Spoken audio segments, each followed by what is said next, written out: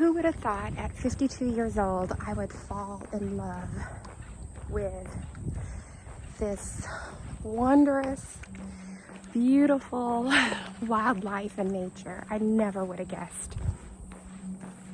Especially, knowing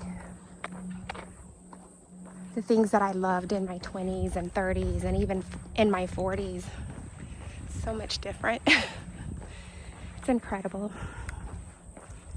Well, I'm still breathing, so it's not too late.